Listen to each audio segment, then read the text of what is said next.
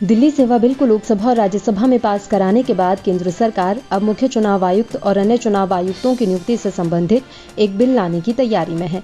इसमें उनकी सेवा की शर्तों के साथ साथ कार्यकाल को बढ़ाने का भी अधिकार होगा। सरकार की तरफ से इससे जुड़ा एक विधेयक राज्यसभा में पेश करने के लिए सूचीबद्ध किया गया है। इसके साथ ही कार्यपालिका और न्यायपालिका के बीच एक नया टकराव शुरू होने की संभावना है। वहीं इस बिल के आने से पहले ही दिल्ली के सीएम अरविंद केजरीवाल ने सरकार पर तंज कस दिया है। उन्होंने कहा कि मैंने पहले ही कहा था, प्रधानमंत्री जी देश के सुप्रीम कोर्ट को नहीं मानते। उनका संदेश साफ है, जो सुप्रीम कोर्ट का आदेश उन्हें पसंद नहीं आएगा वो संसद में कानून लाकर उसे पलट देंगे। यदि पीएम खुलेआम सुप्रीम कोर्ट को नहीं मानते तो ये बेहद खतरनाक स्थिति है। सुप्रीम कोर्ट ने एक निष्पक्ष कमेटी बनाई थी जो निष्पक्ष चुनाव आयुक्तों का चयन करेगी।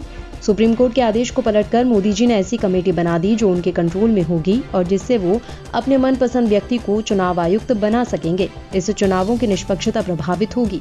एक के बाद एक निर्णयों से प्रधानमंत्री जी भारतीय जनतंत्र को कमजोर करते जा रहे हैं।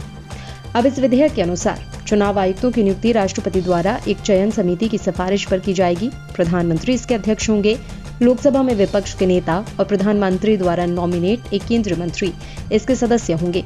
सुप्रीम कोर्ट ने मार्च में एक ऐतिहासिक फैसला सुनाया था, जिसका मुख्य उद्देश्य मुख्य चुनाव आयुक्त और चुनाव आयुक्तों की नियुक्ति में कार्यपालिका के हस्तक्षेप को कम करना था।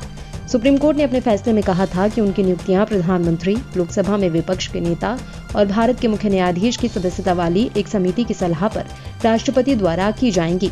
न्यायमूर्ति के.एम. जोसेफ की अध्यक्षता वाली 5 न्यायाधीशों की संविधान पीठ ने सर्वसम्मत फैसले में कहा था कि यह मानदंड तब तक प्रभावी रहेगा जब तक कि इस मुद्दे पर संसद में कोई कानून नहीं बन जाता। निर्वाचन आयुक्त अनूप चंद्र पांडे अगले साल 14 फरवरी को 65 वर्ष की उम्र होने के बाद अवकाश ग्रहण करेंगे।